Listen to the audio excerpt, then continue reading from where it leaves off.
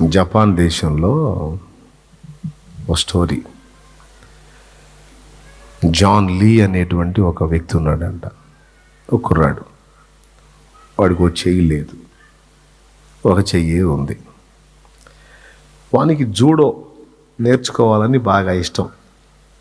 Karate, kung fu, judo ఇవి ఉంటాయి కదా, ఆ జూడో నేర్చుకోవాలని ఆశ.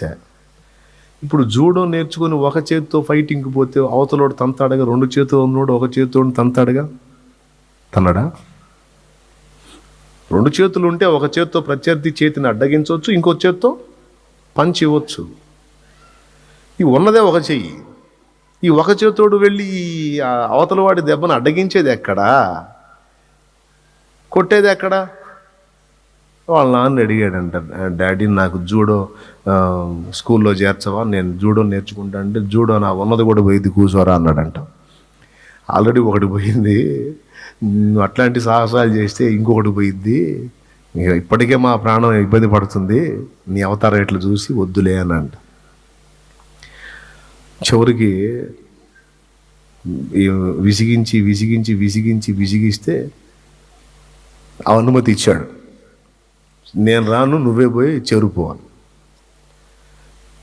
ఈ జూడో నేర్పే ఆ స్కూల్ దగ్గరికి వెళ్తే ఆయన చూసి, ఒక చెయ్యేగా కష్టం అయిద్దిలే, వద్దు పో అన్నాడు.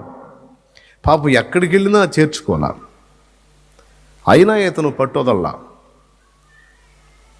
నాకు ఆశ ఉంది, ఆసక్తి ఉంది, ఒక్కడన్నా నేను నేర్పుతాను అనకపోతాడని మొండిగా వెతికితే ఒక పెద్ద వయసు ఆయన, మంచి సీనియరే, పనోడే, అయితే పని అయిపోయినాడు పాపం, పెద్ద వయసు వచ్చింది.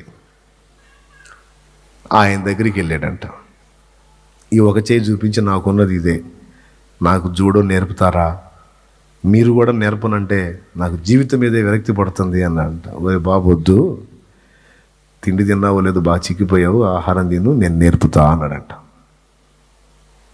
ఇక జాయిన్ అయ్యాడు. పాపం పోయిన రోజు నుంచి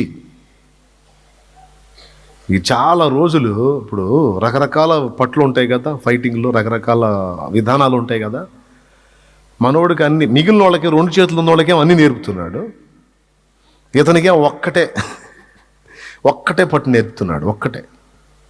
ఒకటే పంచ్. అది ఏ టైప్ పంచో స్తోత్రం చెప్పండి. ఒకటే నేర్పుతున్నాడు. కొన్ని నెలలు నేర్చుకున్నాక పోయాడు మళ్ళా గురువు దగ్గరికి. గురువు గారు, జూడోలో